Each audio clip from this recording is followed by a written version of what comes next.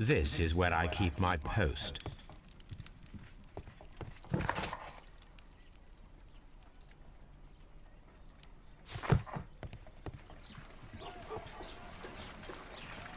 Come on, Toby. We have some work for you to do. Let us go to Kew Gardens. Oh dear, Toby. I wasn't aware that you were Watson's new literary agent.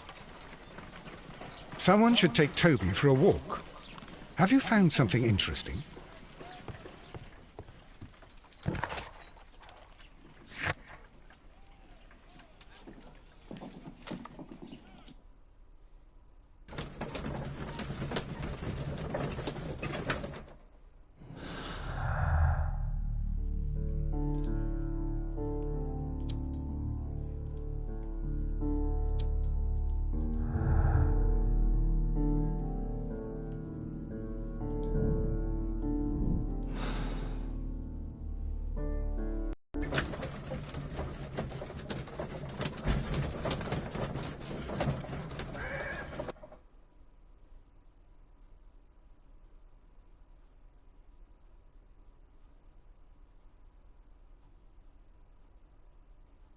Let us take Toby to the laboratory.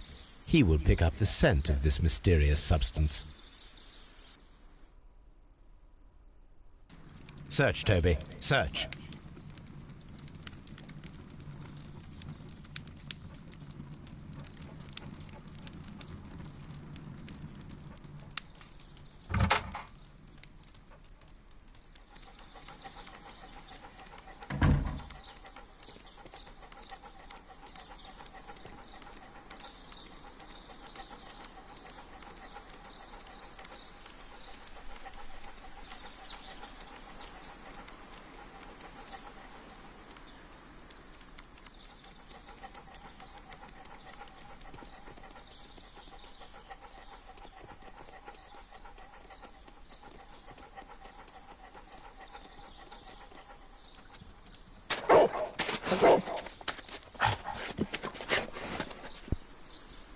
Congratulations, Toby.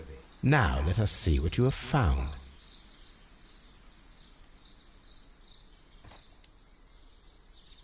This is the bottle that was used in the laboratory. It was buried here. There is still some liquid remaining in the bottle, with gold flakes, a tiny caterpillar. Not surprising to see one in a garden, but at the bottom of a bottle.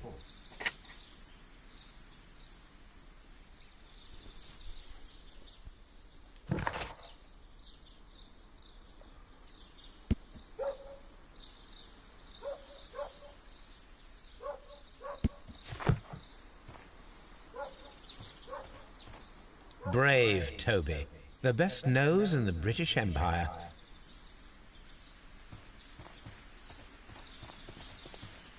What should we do next, Holmes? Just be...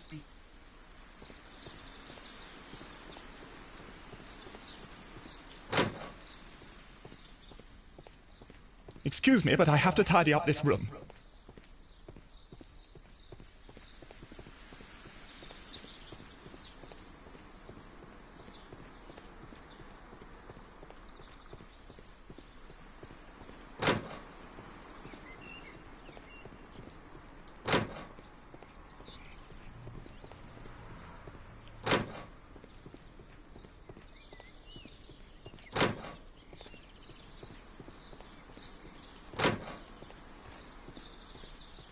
Kew Gardens is such an exciting place. Wouldn't you agree?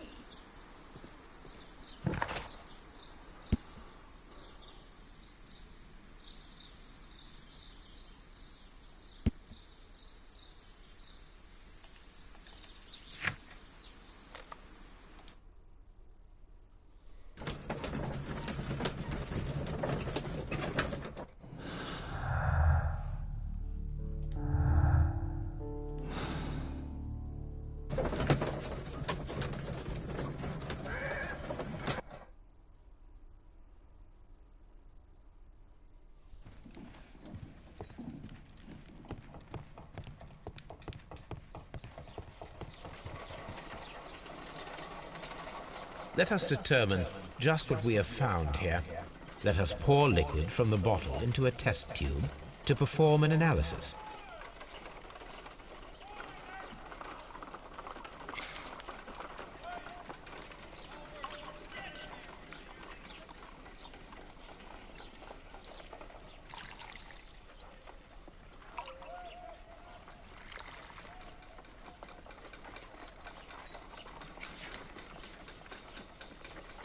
A colorless, water-based liquid.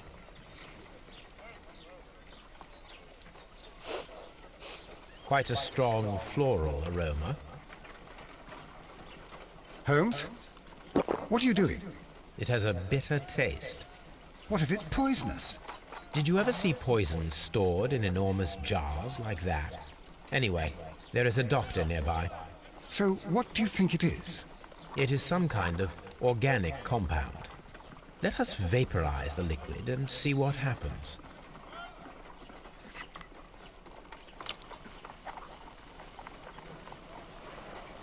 Let us determine just what we have found here. Small colorless crystals. Colorless, tiny crystals that are soluble in water with a floral smell and a bitter taste. Watson, could you pass me that small bottle, please? Of course. Here you are. Holmes, do you know what it is? Wagner's reagent. There was a label on the bottle that you passed to me. No, Holmes, I meant the bottle that we found. Let me add the reagent and see if there is any sediment, and then I shall tell you. I need to take a pipette and make several drops of the reagent.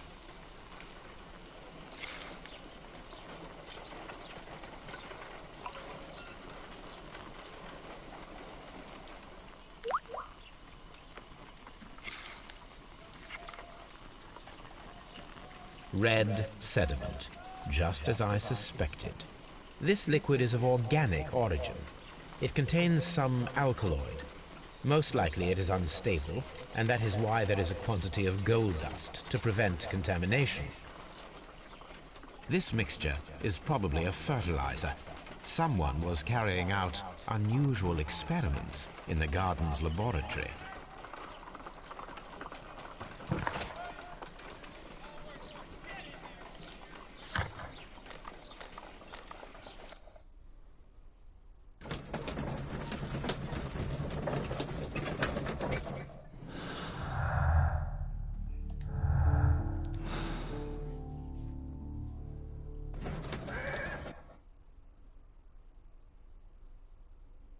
This place is beautiful, Holmes. Its atmosphere is remarkably soothing. Let us find someone who could help us.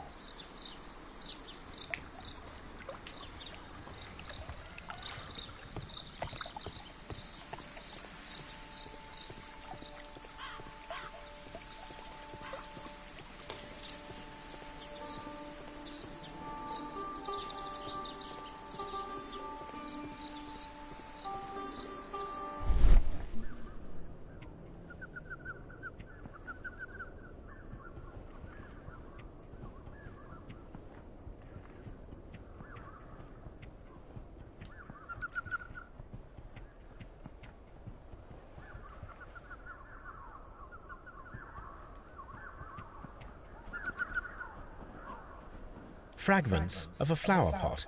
It fell down here.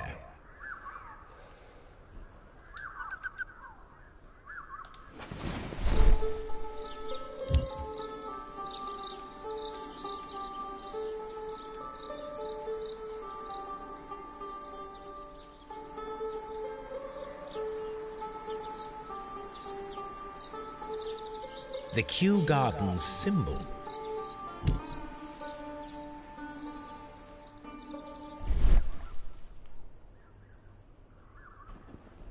A fragment of a flower pot.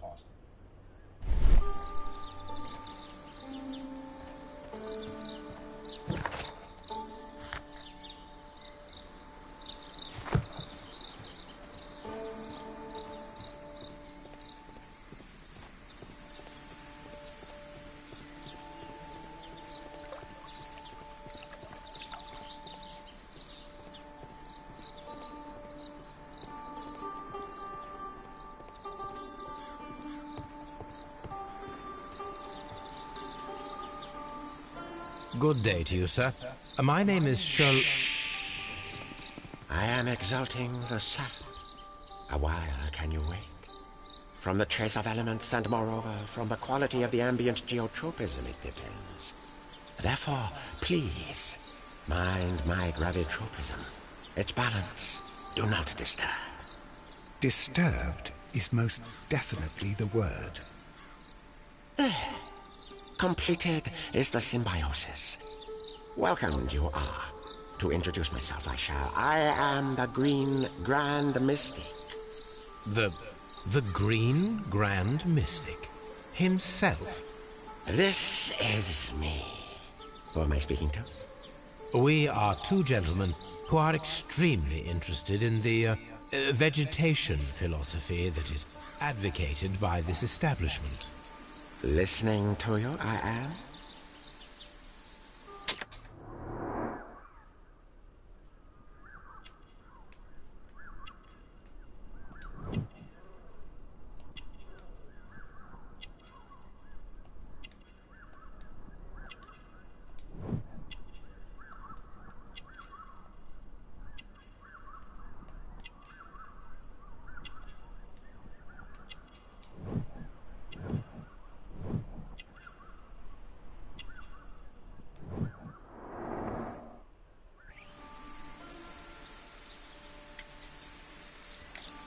Do you have friends at Kew Gardens?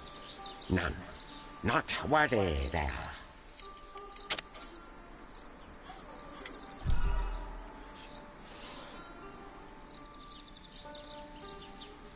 You have friends at Kew Gardens? None. Not worthy there.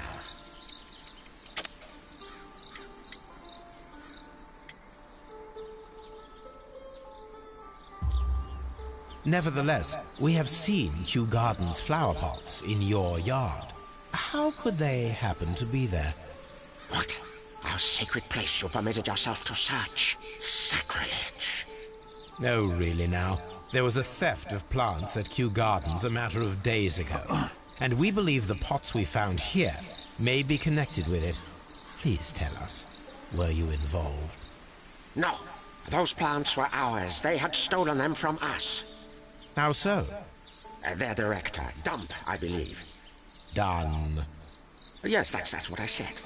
He borrowed from us 3 of our sisters for the exhibition at his green fly-infested gardens. But he never gave them back to us. Excuses and imbecility. So we went in and saved them. I see. So, if you stole those rare plants from them, then it means... Ah, I get it. Bravo, Holmes. I think the case is solved. No, we did not steal. We saved. Well, as a matter of fact, we were unable to find our 3 plants. I beg your pardon. And yet, you took all of the exotic plants from the stand. They had disappeared. It was the least we could do. They stole our sisters, and so we stole theirs. We should like to take a look around, to immerse ourselves in the wisdom that emanates from here. It is a school of anastomosis, the divine scholastic syndicate for vegetation veneration and meditation. You may say, the divine syndicate, glory to the eukaryotic. Only true devotees, those whose hearts are ready to spermatophize in sharing of knowledge, are permitted to physically enter our vegetable kingdom and its wisdom. And to be permitted, you must earn it. Yes. Green Grand Mystic, we are ready to become devotees and gain access to your temple. What is the name of our Lord, our God King?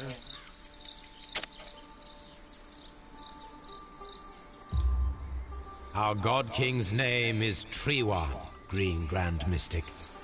Oh, la. Good, good. I like you. Here is the holy key to the wisdom place. Holy donation can you make whenever you so wish. Thank you so much. I pray you to taste our fertilizer substance. From the burdens of life it helps to free. But of course. Raw sap, it is called. It is near the entrance. Well, we will leave you to your meditation.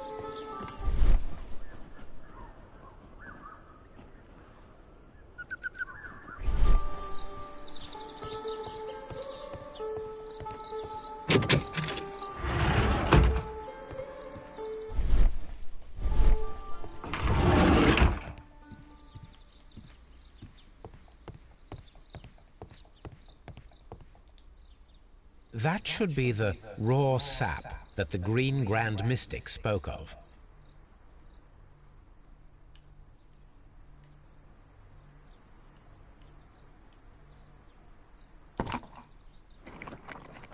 It is rather delicious, and of an excellent quality.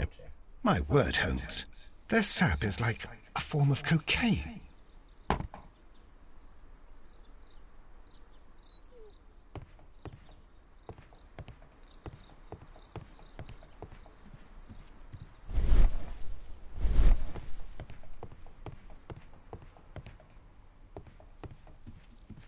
This must be Triwan, the Divine Syndicate's god. Osmosis and photosynthesis. You came to make a donation?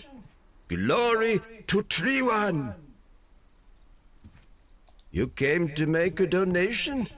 Glory to Triwan! This door is locked, but I can try to open it.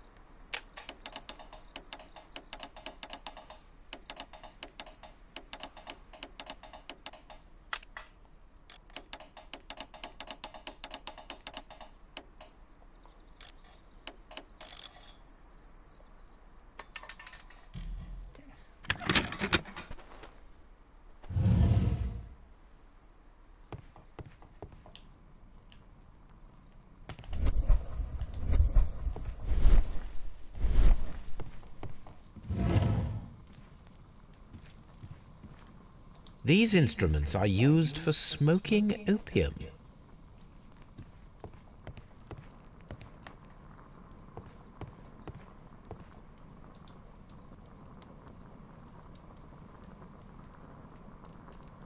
This cabinet is full of chemicals. They are the same as the ones we found in the laboratory at Kew Gardens.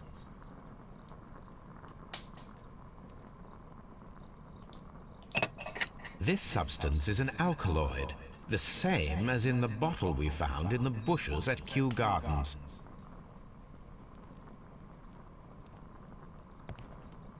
That would be enough to perform the most difficult of chemical experiments.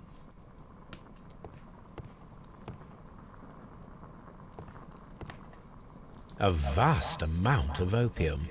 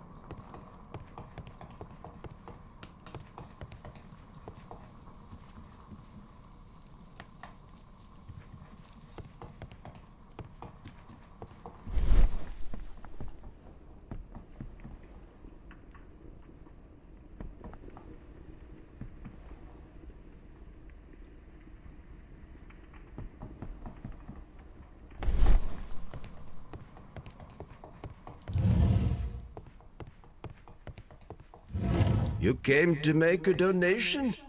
Glory to Tree One!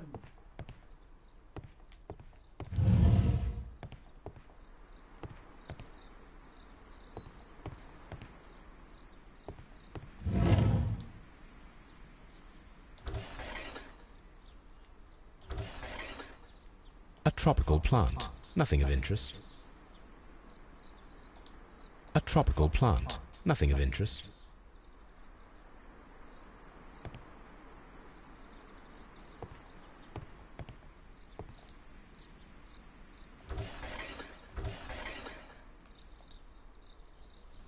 Caterpillars.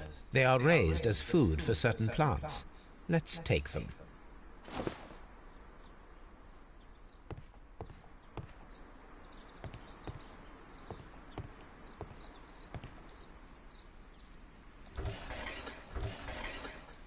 A tropical plant. Nothing of interest. A tropical plant. Nothing of interest.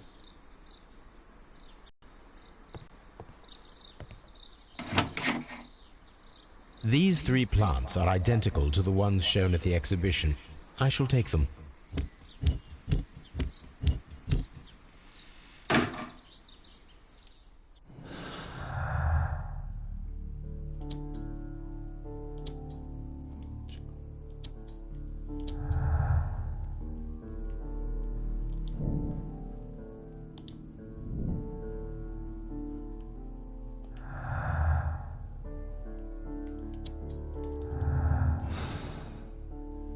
Perfect, Watson. We can begin our experiment.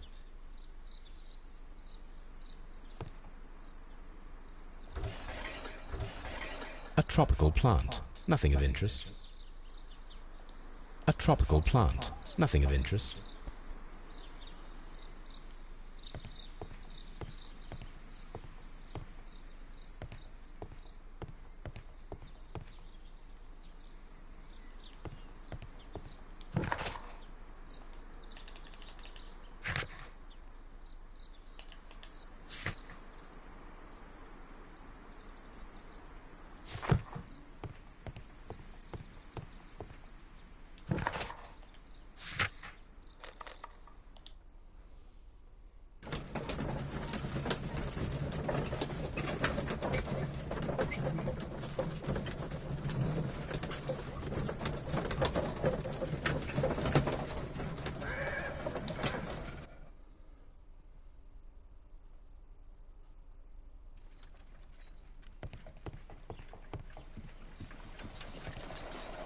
Oh dear, Toby.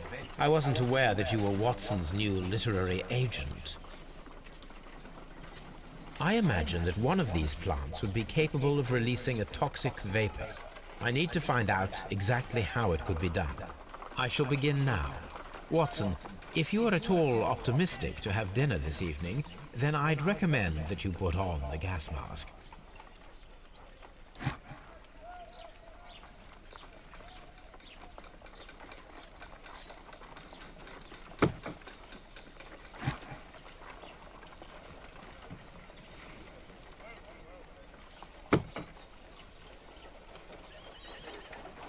This is a strange and unusual plant. A carnivorous plant. A prickly plant.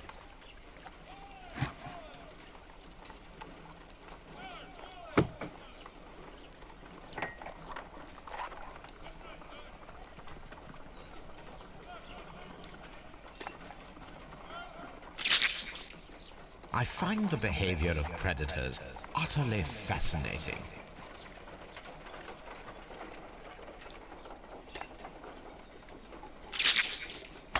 How interesting. What a strong and effective defensive mechanism.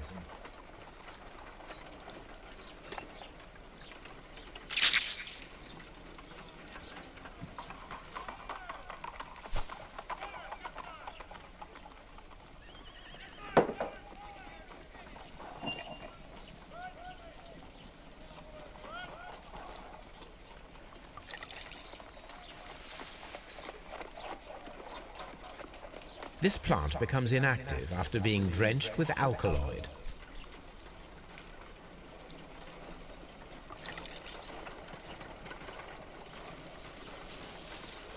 It appears to open after being soaked with alkaloid.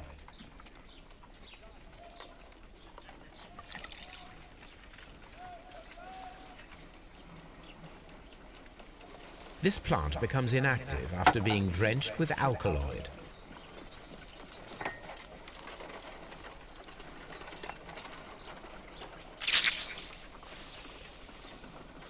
It closed again. I believe I saw a small cloud of gas. I wonder what secrets this plant is hiding. Perhaps if we agitate it to a greater extent whilst it is opened, it will reveal a little more. I am interested in what might occur if the prickly plant should shoot at it.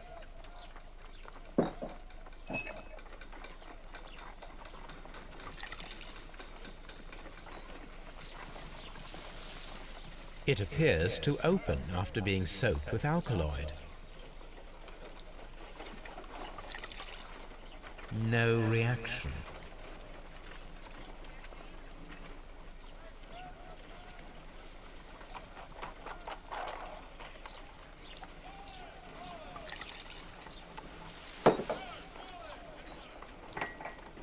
This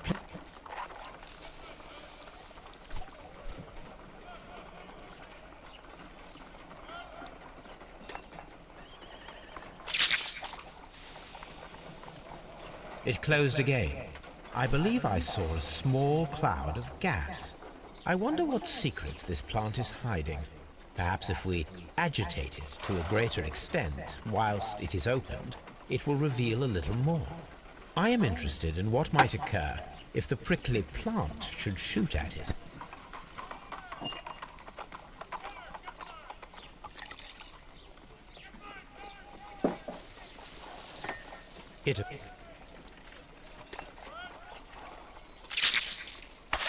How interesting. What a strong and effective defensive mechanism. I am interested in what might occur if the prickly plant should shoot at it.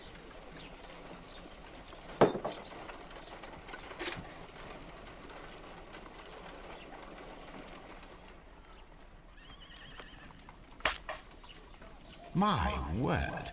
It shot a spike at me after I stabbed it with a pin. I imagined that its reaction would be ferocious if I increased the strength of my attack.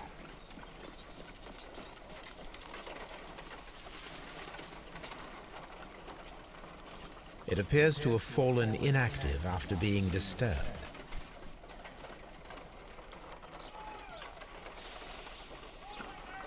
I wonder what secrets this plant is hiding. I wonder what secrets this plant is hiding. Perhaps if we agitate it to a greater extent whilst it is opened, it will reveal a little more. I am interested in what might occur if the prickly plant should shoot at it.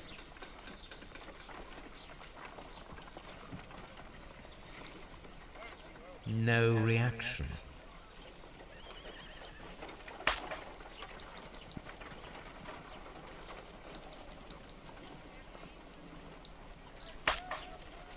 My word! It shot a spike at me after I stabbed it with a pin. I imagined that its reaction would be ferocious if I increased the strength of my attack.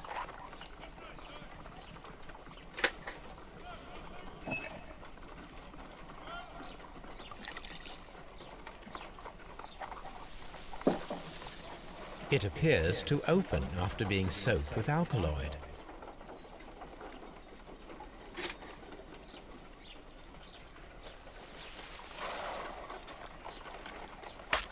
It appears to... My word! It shot a spike at me after I stabbed it with a pin. I imagined that its reaction would be ferocious if I increased the strength of my attack.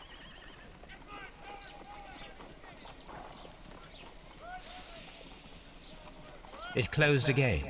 I believe I saw a small cloud of gas. I wonder what secrets this plant is hiding. Perhaps if we agitate it to a greater extent whilst it is opened, it will reveal a little more. I am interested in what might occur if the prickly plant should shoot at it.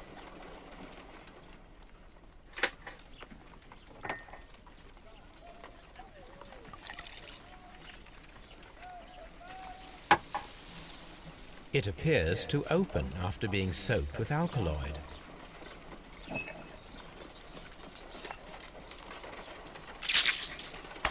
How interesting. What a strong and effective defensive mechanism. I am interested in what might occur if the prickly plant should shoot at it.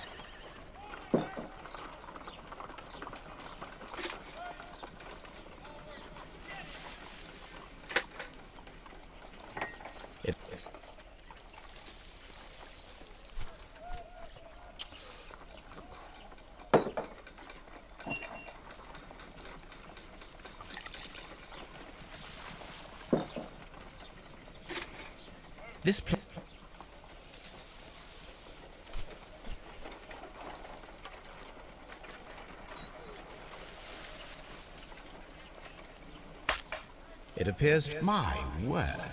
It shot a spike at me after I stabbed it with a pin. I imagined that its reaction would be ferocious if I increased the strength of my attack. My word!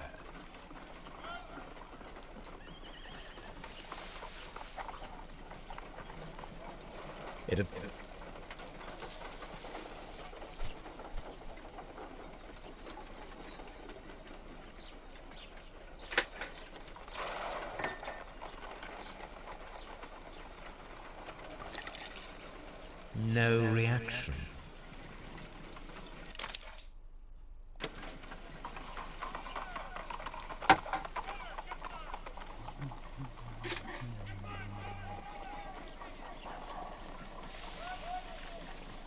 It closed again. I believe I saw a small cloud of gas. I wonder what secrets this plant is hiding. I am interested in what might occur if the prickly plant should shoot at it.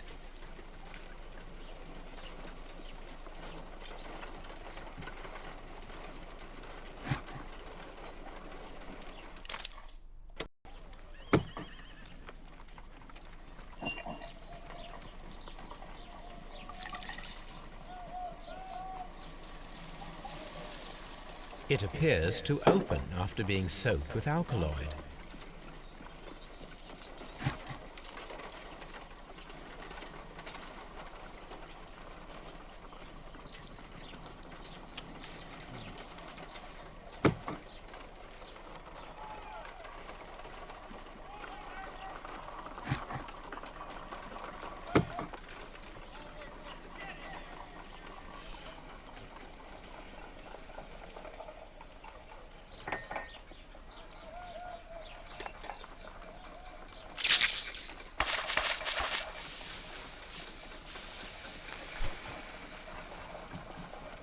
toxic gas with spores.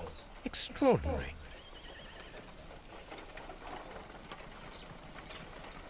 The plants would be capable of killing only if they were directly next to the victim and stimulated at precisely the right moment. Let us take our caterpillars to the Colonial Collection Room. We may see things more clearly there. It is too early, Watson. Our suspects will be there. Let us investigate Kew Gardens one more time and ask some questions.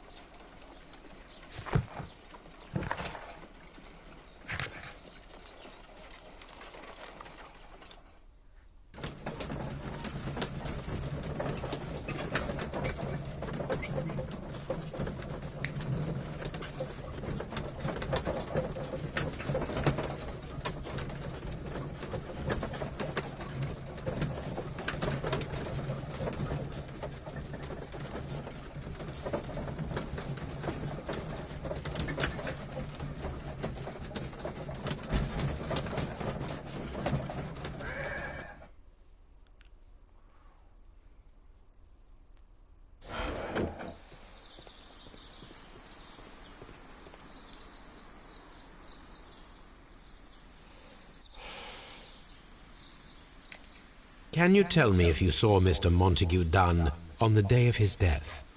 Yes, of course. I met him, and we went to see Albert, his son, at around 9:30. He appeared quite calm. What were you doing on the morning of the accident? After paying multiple visits to Albert, I had a little talk with Miss White. Then I returned to my desk to complete some paperwork. Suddenly I observed that Mr. Dunn was not feeling well, so I ran immediately to fetch Albert. I clearly remember that it was around 10:30, for I was late that morning. Thank you, Mr. Hamish. We shall continue our investigation.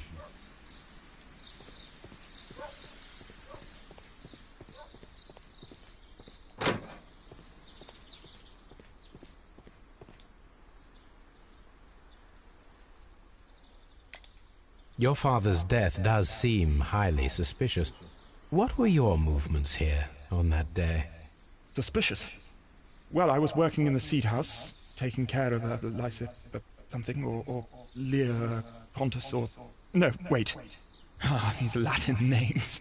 And I spent so many hours trying to memorize them. Did you see your father that day? Yes. He came here with Mr. Hamish for his weekly visit.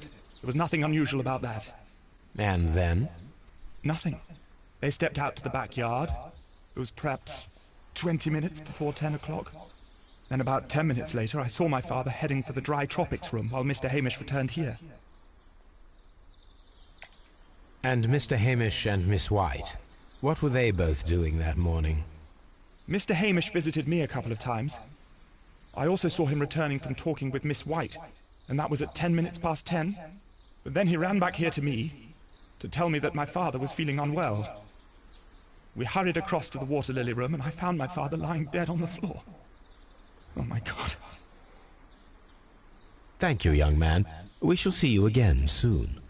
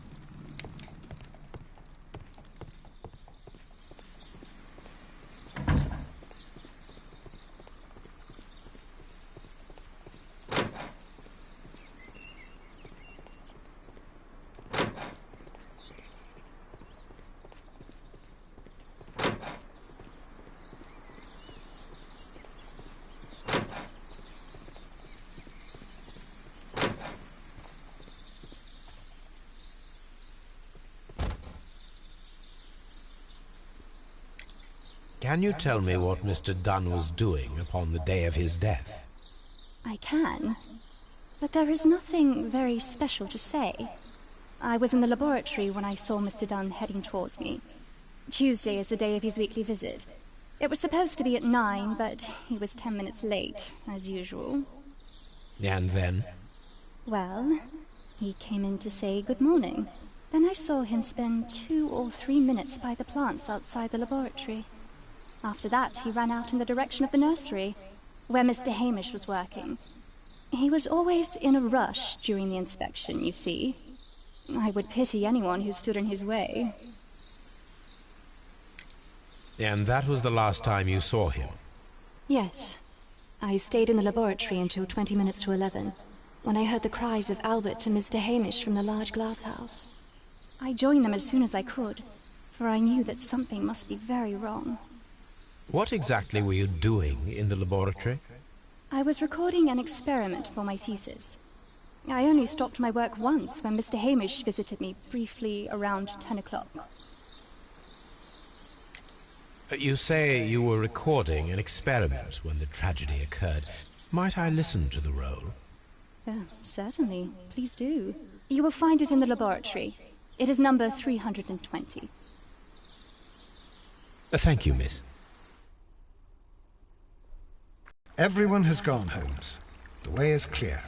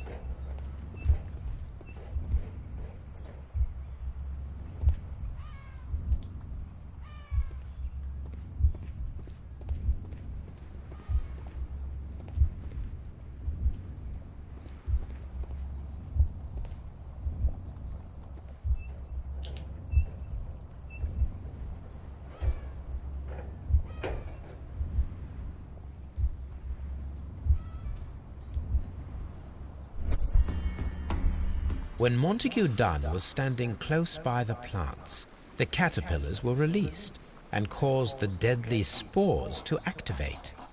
Panicking, and likely already half asphyxiated, Montague Dunn started back and knocked over the bust. He rushed to the door, but it was locked. He had to force it open with his shoulder. We already know the outcome. Montague Dunn collapsed and died not far from the pool. Well, it is time to perform our experiment on the ventilation system.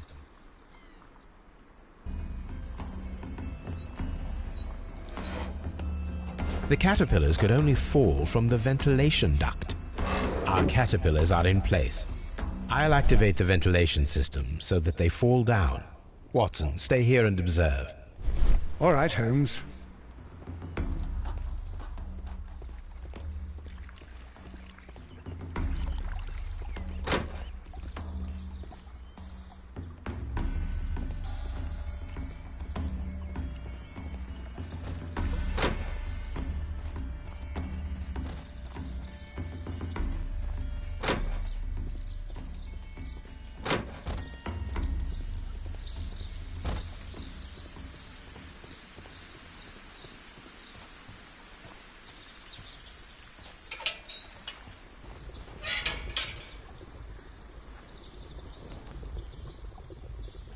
The power is on. The engine cannot be started whilst the transmission is active.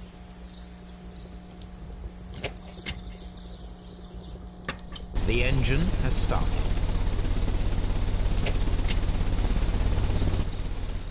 The ventilation system is working.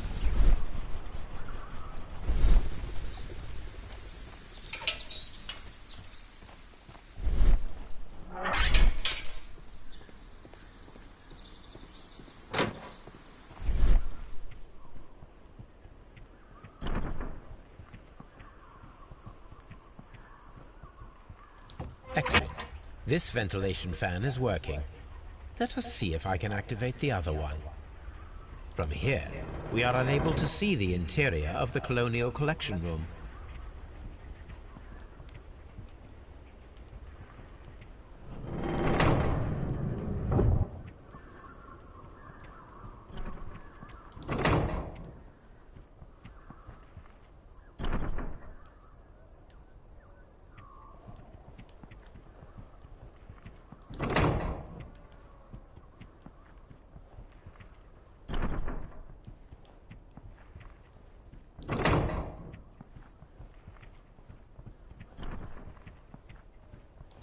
Perfect.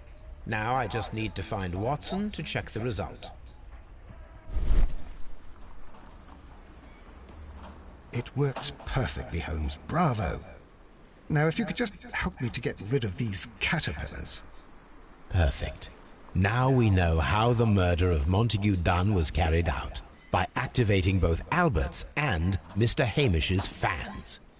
But only from Mr. Hamish's workplace would it be possible to see when Montague Dunn entered the Colonial Collection Room.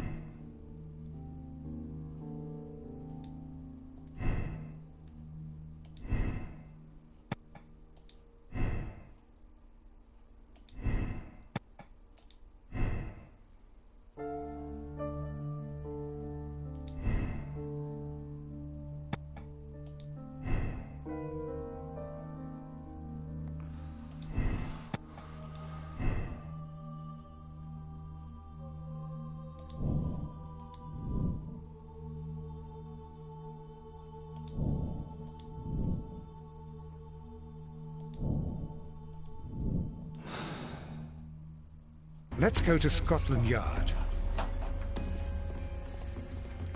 According to this, they have light and moisture control in some parts of the building.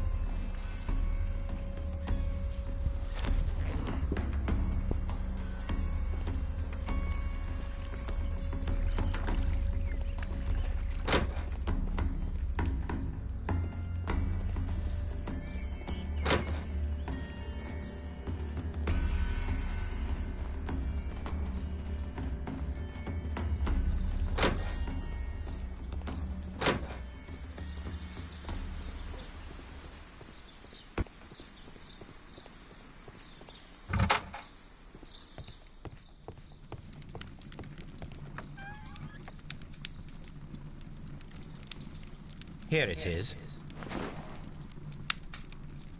Cylinder Records.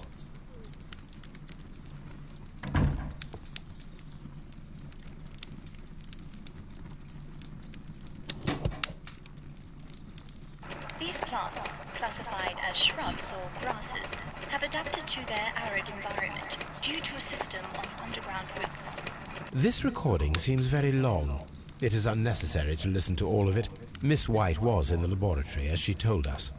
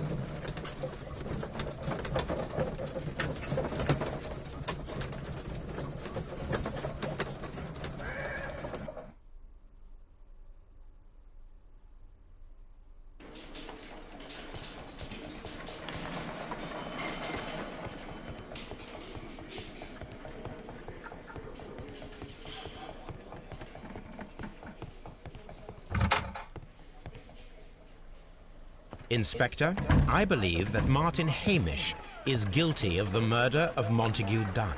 Aha! I knew it. I'll send the lads around to arrest him. Very good. I shall wait to hear from you.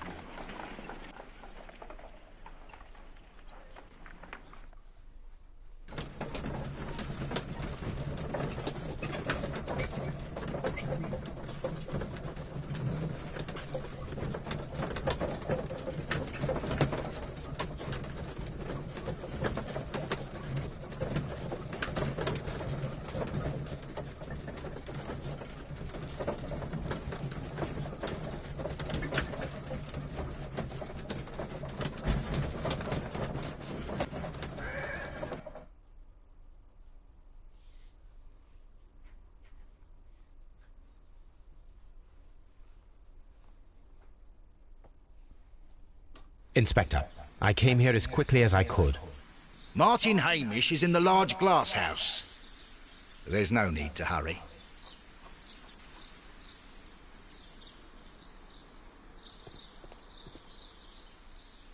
What should we do next, Holmes?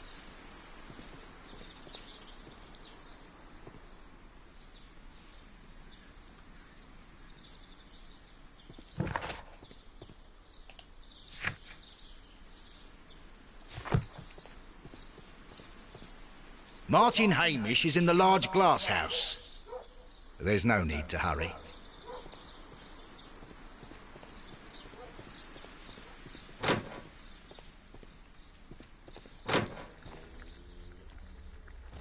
Holmes, my God! Yes, we found him like that. Our messing around with the ventilation system didn't go unnoticed. Mr. Hamish realized that we knew. Inspector, could you arrange the body, please? I should like to examine it.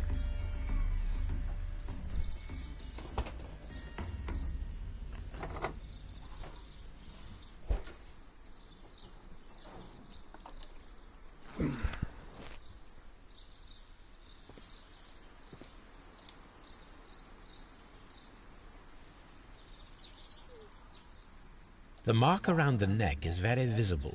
He died instantly.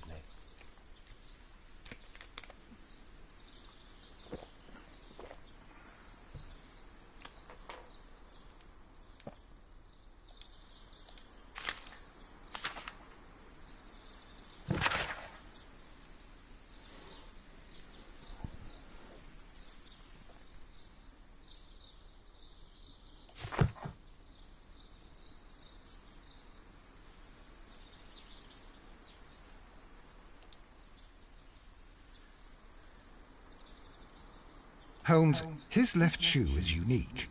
This anomaly is often a characteristic of... A club foot. Bravo, Watson. That is the key element of this case.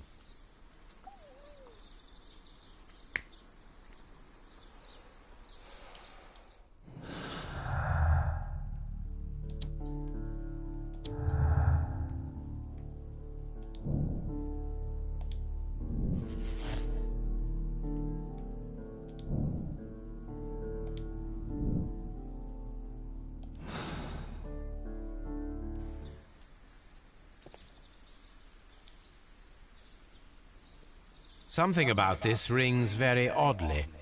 Why do you say that, Mr. Holmes? Why? Because of Mr. Hamish's club foot. Oh, I deserve to be kicked from here to Charing Cross. I should have noticed it. But, Mr. Holmes, I can't see why. No, I don't suppose you do. You must recall that Mr. Dunn was locked inside the Colonial Collection Room by the murderer. If it was Mr. Hamish, he would have had to run up to his workplace to trigger the fan situated above it, taking into consideration the condition of his foot. Well, it is still possible. Perhaps, but it is rather strange that such a person as Mr. Hamish decided to base his plan on the speed of his gait. You mean to say that somebody helped him? So the suicide is questionable? Correct. Mr. Hamish accuses only himself in his letter, and so the investigation stops. Possibly an accomplice, then? That idea had not occurred to me, Mr. Holmes. I have another idea, Inspector. Thanks to the testimony that we have collected, we are able to rebuild the events as they took place that day. With a timeline, such as we did in the Jack the Ripper case. Precisely. The map at the entrance of Kew Gardens should help us with our timeline. Let us analyze the facts and statements so that we may recreate the events of that morning.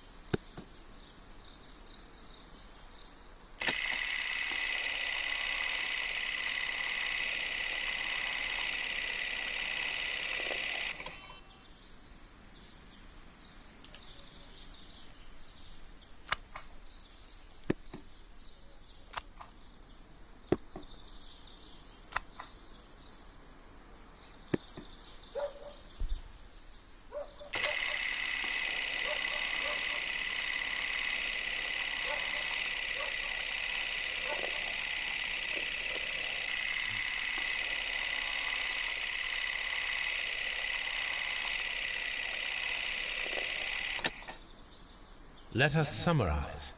Montague Dunn was poisoned inside the Colonial Collection Room. He forced open the door, which means that someone locked him inside there at 10:20. Martin Hamish was last seen at 10:10. This means that he has approximately 10 minutes to lock the door of the Colonial Collection Room. Given that he was club-footed, it is doubtful. Albert also has 10 minutes to lock the door of the Colonial Collection Room, which is quite enough time. Miss White was last seen at 10 o'clock, which means that she had approximately 20 minutes to lock the door. More than enough time. Perfect, Watson. Now, let us ascertain who assisted Martin Hamish in killing Montague Dunn.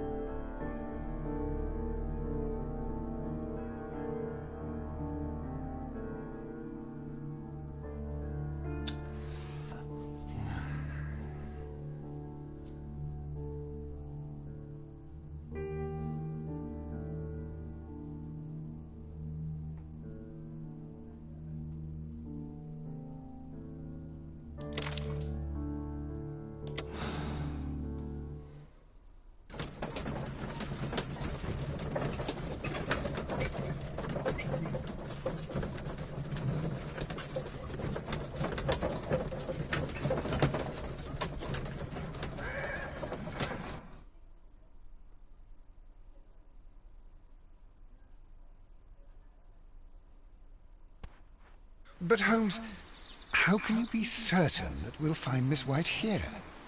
It is obvious, Watson. Just use your brain. I am using it. I do use it. Now that the rope has tightened around Martin Hamish, Miss White must act to erase all traces of her implication. After the suicide of her accomplice, there is one final trace remaining: the deadly plants of the Divine Syndicate. She will be there. Very good. Shall we go? Just one moment. Now listen to me, Watson. I shall see her alone. You will conceal yourself behind her, quietly. Whatever are you planning? Nothing spectacular. The impulses of women have always been a mystery to me. But she is a bold one, and so we must be cautious. All right. You can count on me, Holmes.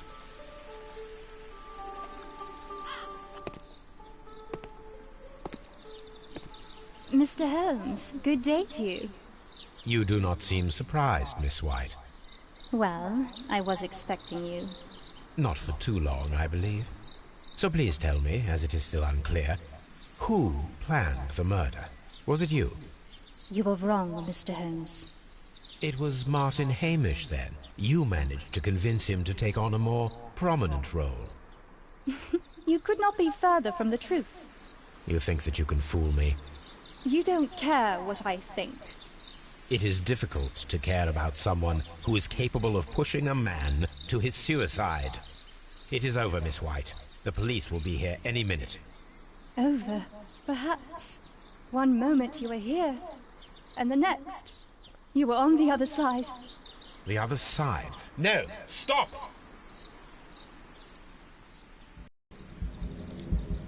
I beg you not to do this, Miss White. Don't come any closer.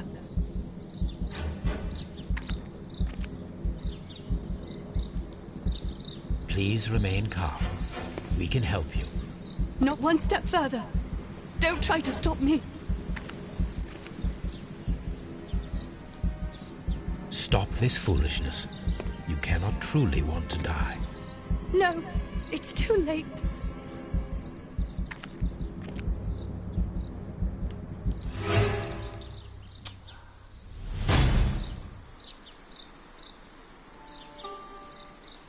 This is tragic, Holmes. Are you able to do anything? I'm afraid not. The poison has been fulgurating. Her heart stopped instantly, poor child.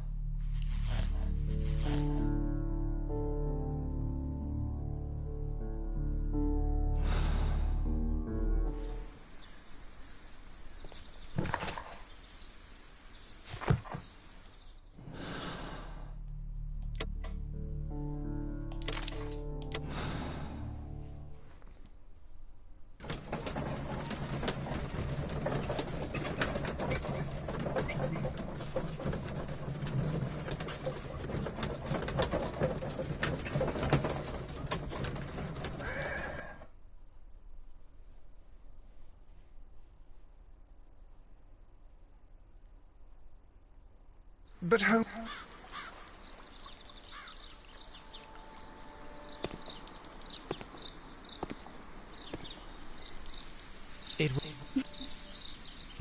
The other... I beg you not to do this, Miss White. Don't come any closer.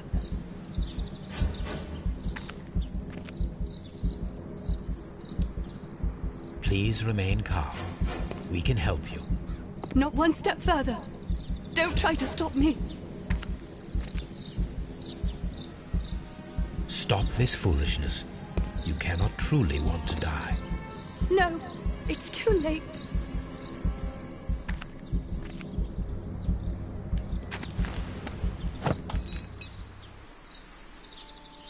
Well done, Watson. She was not faking. Miss White, you have no right to take your own life. Dr. Watson? Did you just save me? Or worse?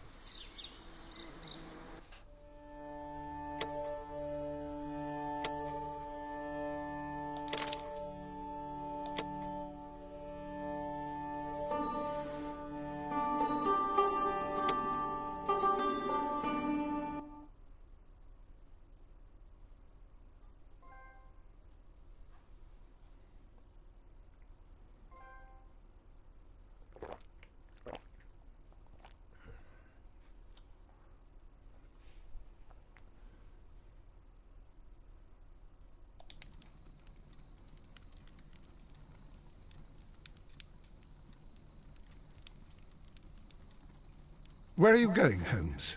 Have you been invited somewhere? We have been invited, Watson. We have? Where to? To the Baker Street Irregulars' annual dinner. They sent us an invitation. It is on the table. A dinner? How could those street urchins afford anything like that? I can't understand your interest in them, Holmes. They're dirty. They wouldn't hesitate to steal your wallet. Watson, you should be excited. It is a secret dinner. Its location changes every year. Read the menu. Sounds mouth-watering. All right. We, the secret police of Baker Street, invite you, Sherlock Holmes, and Dr. Watson to our annual dinner. Menu, entree, frozen rat head salad. Is this a joke?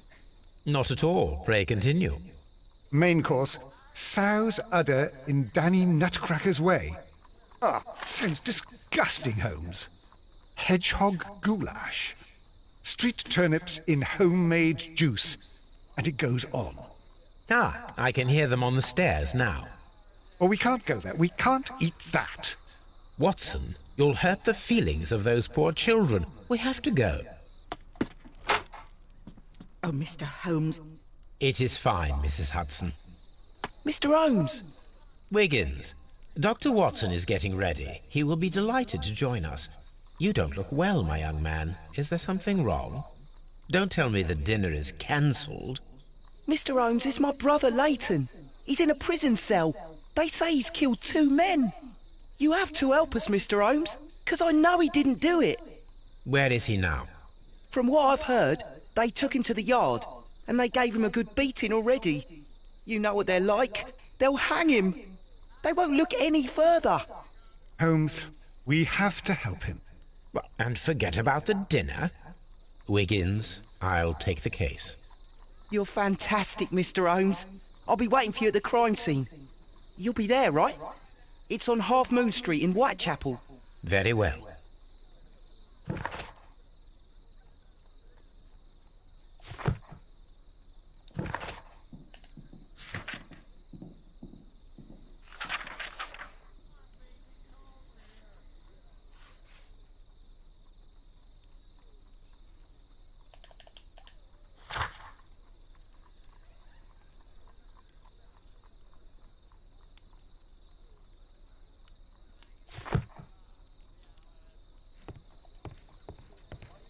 Holmes, poor little Wiggins needs our help. Hello, Toby. All you need now is a shawl and a mop cap, and you could be Mrs. Hudson's younger sister. Hello, Toby. All you need now is a shawl and a mop cap, and you could be Mrs. Hudson's younger sister.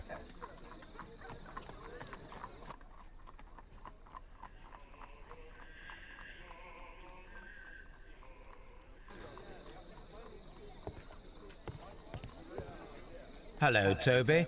All you need now is a shawl and a mop cap, and you could be Mrs. Hudson's younger sister.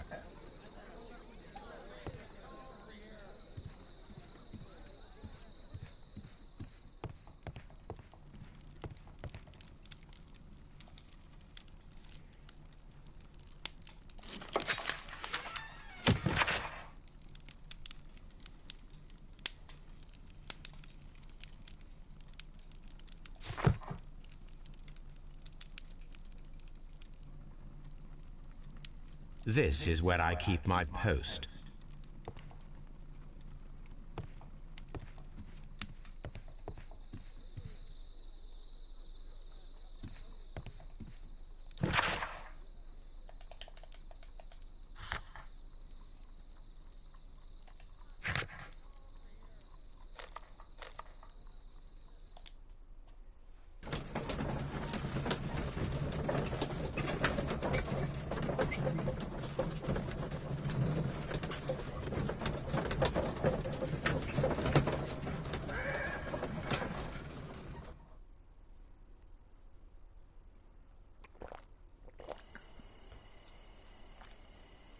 Holmes, poor little Wiggins needs our help.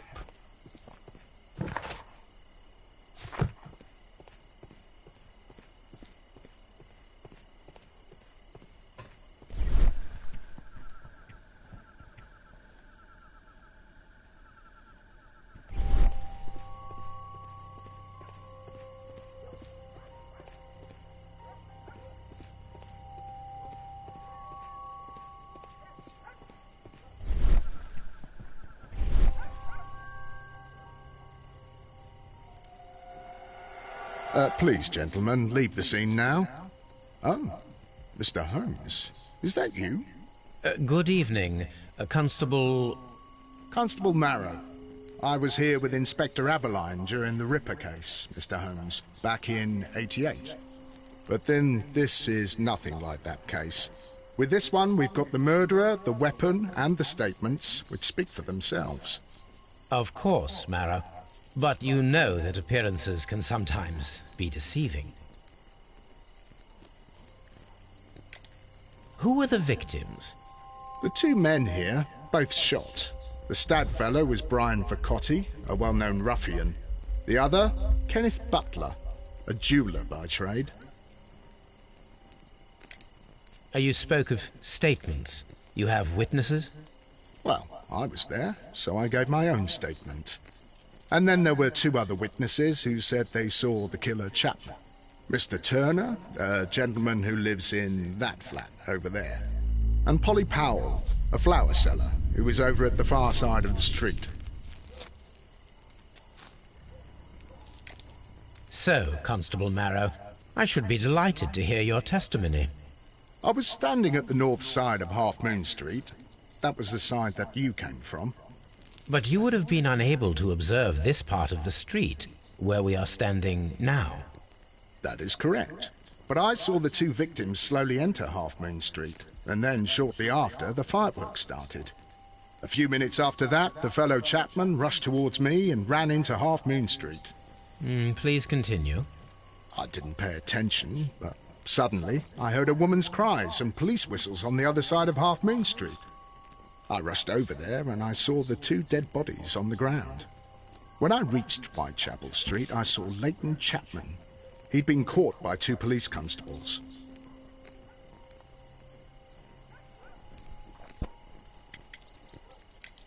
Constable Marrow, what else caught your attention while you were running through Half Moon Street?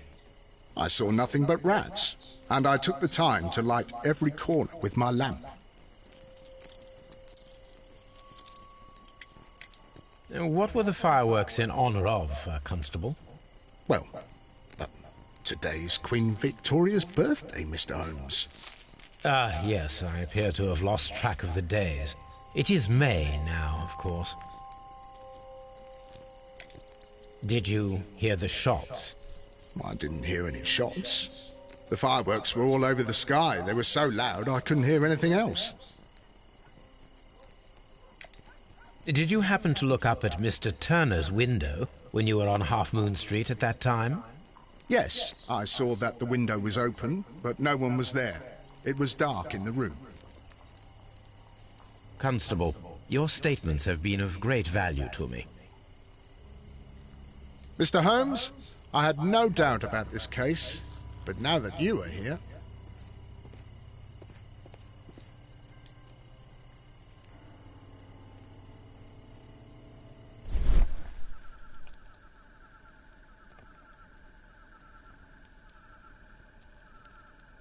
A piece of wood that has stuck between the cobblestones. Let us take a closer look.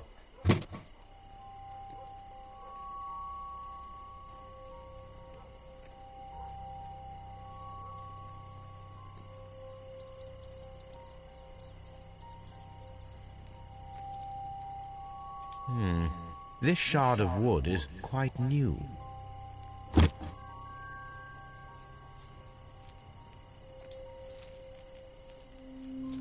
The bullet struck his head. This man didn't stand a chance.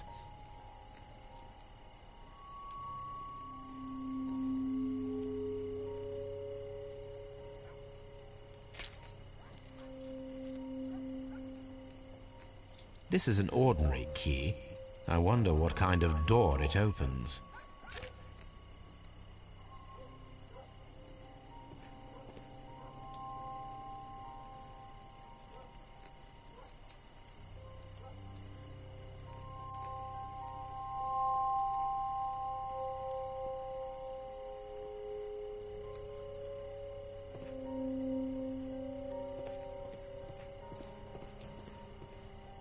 I'll do anything to save my brother, Mr. Holmes.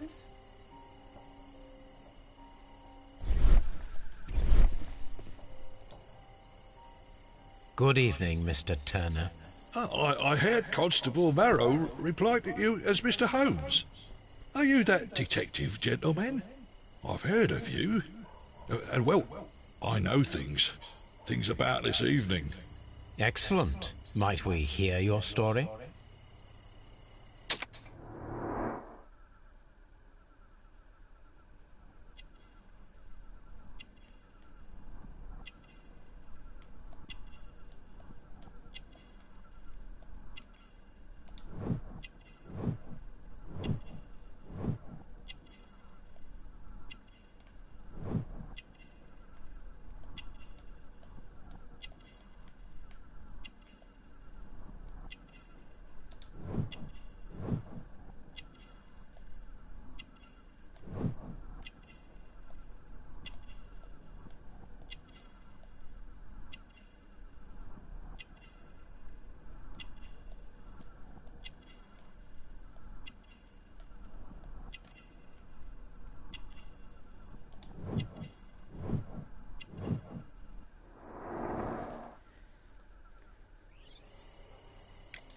Could you tell us everything that you may have seen or heard? I was already in bed when the fireworks started. A few moments after, I clearly heard 2 gunshots from outside. Please continue. I quickly got up, and I grabbed the lamp from my nightstand, and I rushed towards the window. I looked down, and I saw 2 bodies. And there was a man with a gun who was standing nearby. Where exactly? Well, near this body. Did he notice you? I don't think so. He rushed towards Whitechapel Street without looking around.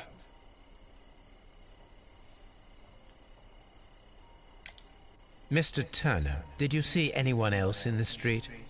No, I saw no one but that man, the murderer, the fellow they caught. Were the 2 shots you heard consecutive? Yes, there was a very short pause between them, and they sounded different somehow. It seemed to me that the second shot was louder than the first. That is an interesting comment. Mr. Turner, what were your actions after you stepped up to the window?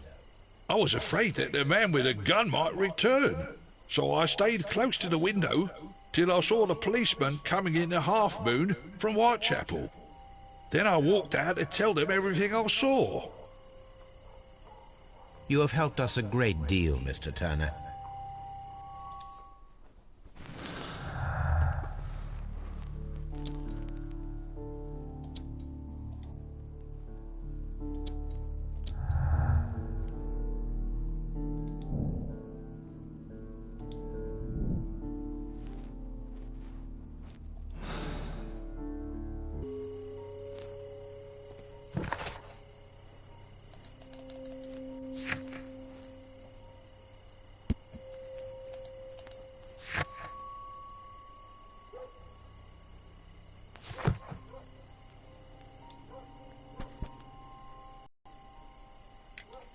Mr. Turner, you have stated that you remained close by your window after the crime, is that correct? Oh, yes, Mr. Holmes. I stayed at my window until the policeman arrived to examine the dead bodies.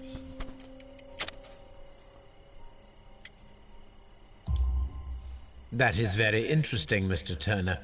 Constable Marrow stated that he did not see anyone at the window when he was running through Half Moon Street. Well, I think Constable Marrow and me, we might have been distracted by the whistles and shouts coming from Whitechapel. We could have missed each other somehow. You understand what I mean? It was a bit of a stressful moment, to tell you the truth, sir. Allow me to form my own theories, Mr. Turner. Would you mind showing me the view that you had from your window? Not at all, Mr. Holmes. Please, follow me. Mr. Turner appears to live very modestly.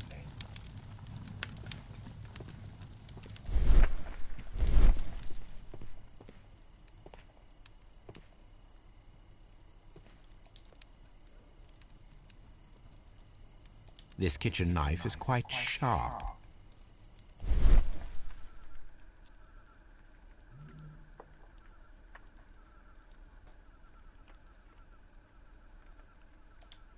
There are pieces of shredded paper scattered over the table.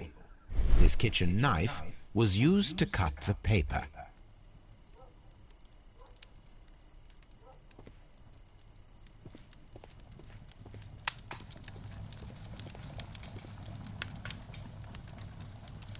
This fire is dying out. It was last tended to over an hour ago.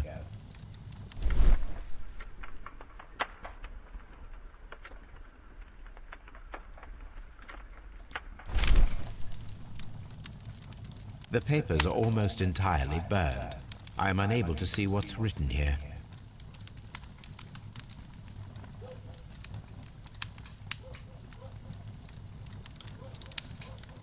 These words are illegible. The papers were thrown into the fire just a short while ago.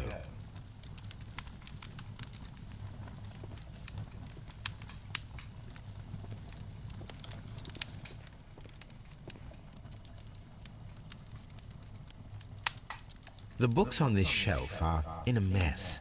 It looks as though Mr. Turner was trying to find something in a hurry here a short while ago.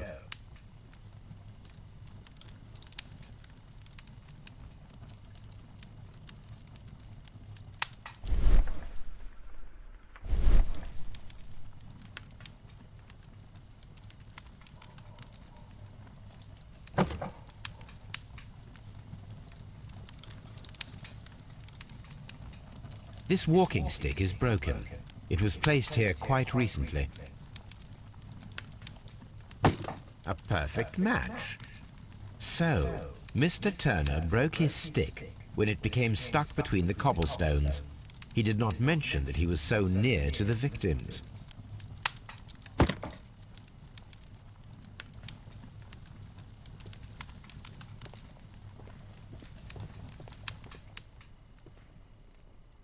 Mr. Turner was roused from his bed by the sound of gunshots.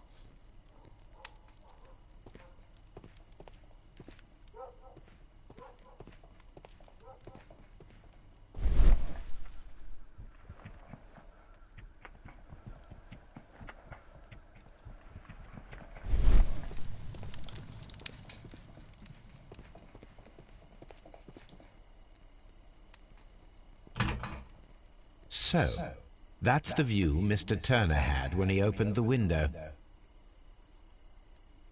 The dead body of Kenneth Butler.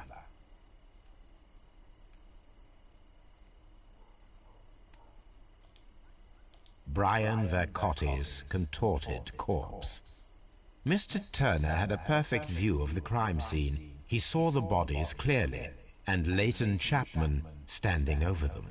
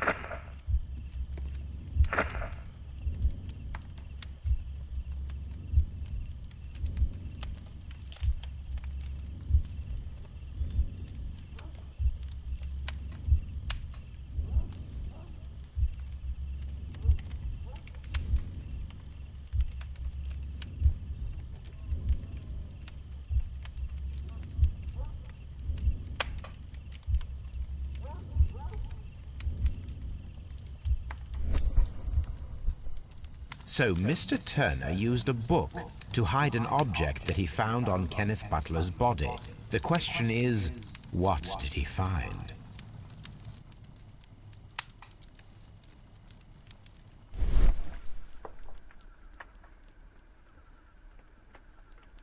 I can see prints from greasy fingers upon the cover of this book. Let us take a closer look. Well now, what a find! A precious jewel, concealed inside a book. A bracelet with a unique ram's head design, a distinctive feature of ancient Grecian artifacts, probably of the Hellenistic era.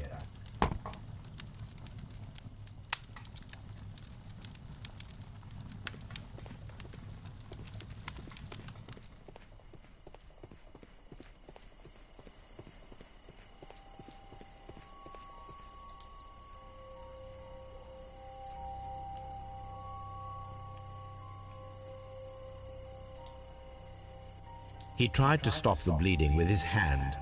Death was not instant. The bullet penetrated his stomach, a dreadful wound.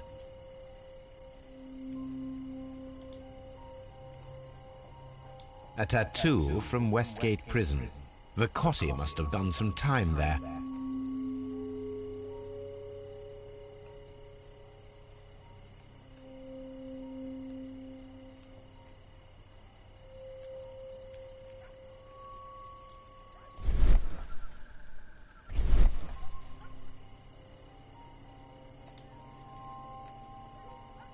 Brian Vicotti suffered greatly.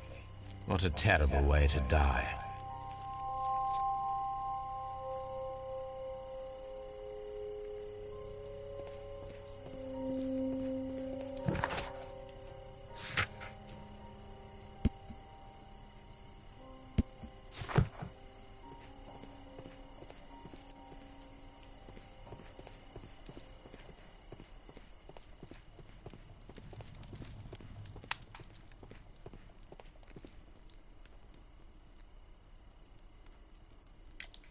Mr. Turner, how would it be possible for a man of advanced years, such as yourself, to rush from his bed to the window in a matter of seconds, as you have stated? Well, I'm able to move very quickly, despite my age, and when the situation requires it, Mr. Holmes.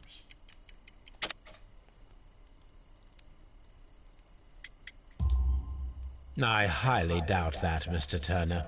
I observe that you suffer a severe limp due to your injured right leg. It would have taken at least 10 seconds for you to approach the window. That means you could have easily missed something or someone in Half Moon Street during that time. You're right, Mr. Holmes. I could have missed something. But it did seem to me that everything happened so quickly. Time can pull tricks on you. And what of everything else that you told us? Mr. Turner, it is vital that we have your complete and true statement. Mr. Holmes, I do assure you that the other things I said were most sincere.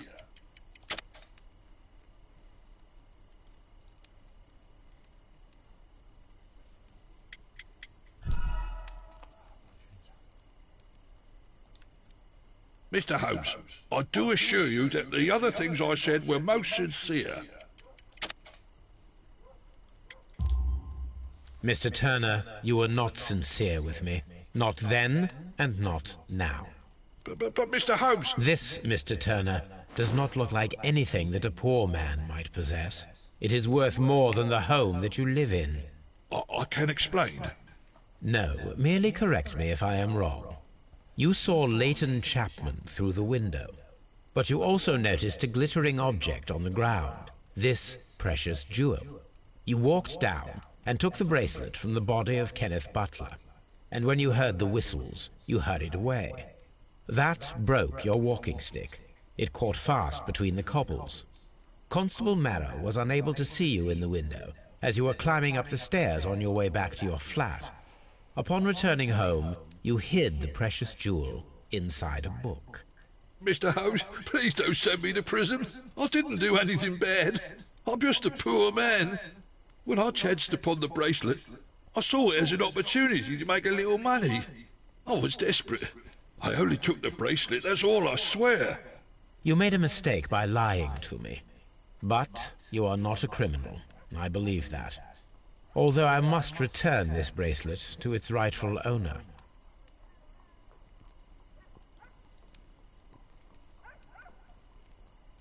That's why it's better to stay at home at night.